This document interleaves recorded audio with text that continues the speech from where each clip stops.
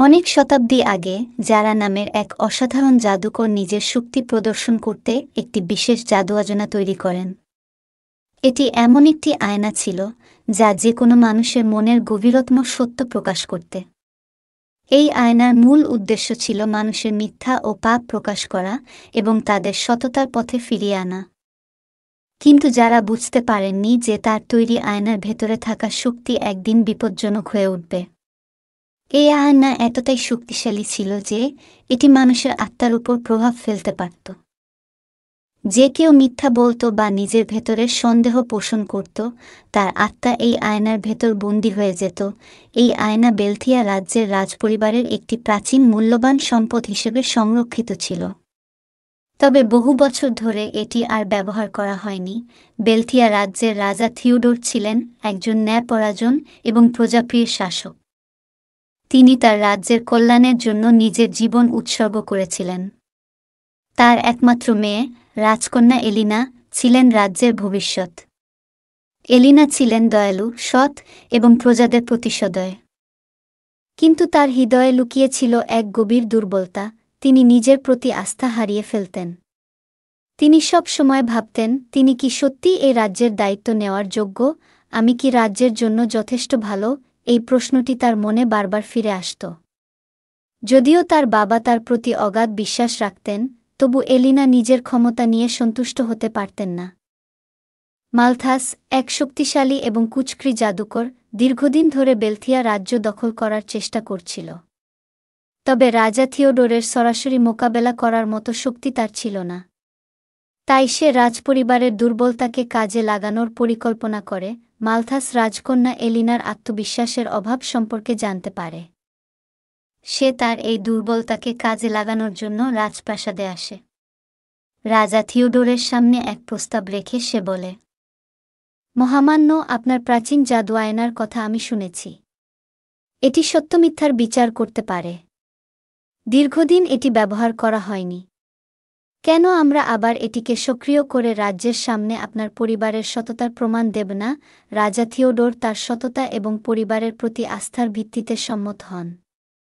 রাজপ্রাসাদে এক রাজকীয় ভোজের আয়োজন করা হয়। সেখানে রাজ্যের বিশিষ্ট ব্যক্তিরা আমন্ত্রিত হন। ভোজ শেষে মালথাস আয়নাটিকে প্রাসাদের প্রধান হলে স্থাপন করেন। রাজপরিবারের প্রতিটি সদস্য একে একে আয়নার সামনে দাঁড়ান। প্রথমে রাজা থিওডোর সামনে দাঁড়িয়ে বলেন, আমি সবসময় আমার রাজ্যের মঙ্গলের জন্য কাজ করেছি। আমি কখনো মিথ্যা বলিনি। আয়না তার কথার কোনো প্রতিক্রিয়া দেখায় না। রাজা শান্ত মনে ফিরে যান। এরপর অন্যান্য মন্ত্রী ও সদস্যরা আয়নার সামনে দাঁড়ান। আয়না তাদের কথাও সত্য হিসেবে গ্রহণ করে। সবশেষে রাজকন্যা এলিনা আয়নার সামনে দাঁড়ান। মালথাস এক চালাক প্রশ্ন করে, রাজকন্যা, আপনি কি মনে করেন যে আপনি এই রাজ্যের উপযুক্ত উত্তরাধিকারী? এই প্রশ্নটি শোনামাত্র এলিনার হৃদয়ে এক প্রচণ্ড দ্বন্দ্ব শুরু হয়। যদিও তিনি জানতেন যে তার প্রজারা তাকে ভালোবাসে এবং বিশ্বাস করে, তবুও তার নিজের প্রতি সন্দেহ তাকে অস্থির করে তোলে। আমি কি সত্যিই যোগ্য? এই প্রশ্নটি তার মনের গভীরে প্রতিধ্বনি করে। তার এই অভ্যন্তরীণ দ্বিধা আয়নার অভিশাপকে সক্রিয় করে। মুহূর্তের মধ্যে আয়না কেঁপে ওঠে এবং এলিনার আত্মাকে নিজের ভেতরে বন্দী করে। আয়না ফেটে চূর্ণ বিচূর্ণ হয়ে যায়। এলিনার নিথর দেহ মাটিতে লুটিয়ে পড়ে। রাজকন্যার এমন পরিণতিতে রাজপরিবার এবং পুরো রাজ্য গভীর শোকে ডুবে যায়। রাজা থিওডোর হতবাক হয়ে যান এবং রাজ্যের সমস্ত জাদুকর ও পণ্ডিতদের ডেকে পাঠান। তারা অনেক চেষ্টা করেও আয়নার অভিশাপ ভাঙার উপায় খুঁজে বের করতে পারে না। একদিন আরিক নামে এক সাধারণ যুবক রাজপ্রাসাদে উপস্থিত হয়। তিনি ছিলেন একজন কৃষকের ছেলে। তবে তার সাহস এবং সততা ছিল অতুলনীয়। আরিক বলেন, আমি রাজকন্যাকে মুক্ত করতে চাই।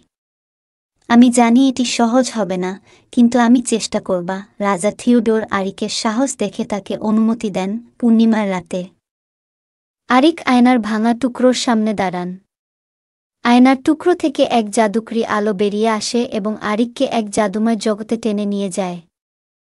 এই জগৎ বিভ্রম, দানব এবং মিথ্যার চ্যালেঞ্জে ভরা ছিল। আরিক প্রথমে বিভ্রমের মুখোমুখি হয়। সে দেখতে পায় এলিনা তাকে ডাকছে। তবে তার তীক্ষ্ণ বুদ্ধি তাকে বুঝতে সাহায্য করে যে এটি সত্য নয়। এরপর সে এক ভয়ঙ্কর দানবের সামনে পড়ে। দানবটি তার ভেতরের ভয়কে কাজে লাগানোর চেষ্টা করে, কিন্তু আরিক নিজের সাহস দিয়ে দানবকে পরাজিত করে। শেষ চ্যালেঞ্জে আরিক দেখতে পায় এলিনার আত্মা একটি স্ফটিক খাঁচায় বন্দী। তাকে মুক্ত করতে হলে আরিককে তার সবচেয়ে প্রিয় কিছু ত্যাগ করতে হবে। আরিক তার শৈশবের সমস্ত স্মৃতি ত্যাগ করে। এটি তার জন্য অত্যন্ত কষ্টকর ছিল, কারণ এই স্মৃতিগুলোই তাকে সব সময় সাহস জুগিয়েছিল। আরিকের আত্মত্যাগের মাধ্যমে এলিনার আত্মা মুক্ত হয় এবং সে তার শরীরে ফিরে আসে। রাজ্যে ফিরে এলিনা আরিককে কৃতজ্ঞতা জানা। রাজা থিওডোর আরিককে রাজ্যের সর্বোচ্চ সম্মান প্রদান করেন। রাজকন্যা এলিনা তার অভিজ্ঞতা থেকে শিক্ষা নিয়ে রাজ্যের দায়িত্ব গ্রহণ করেন। তিনি নিজের সন্দেহ দূর করেন এবং রাজ্যকে আরও উন্নত করেন। ভাঙা আয়নাটি রাজপ্রাসাদের একটি বিশেষ ঘরে রাখা হয়, যেন এটি সততা এবং সাহসের গুরুত্ব সকলকে মনে করিয়ে দেয়া।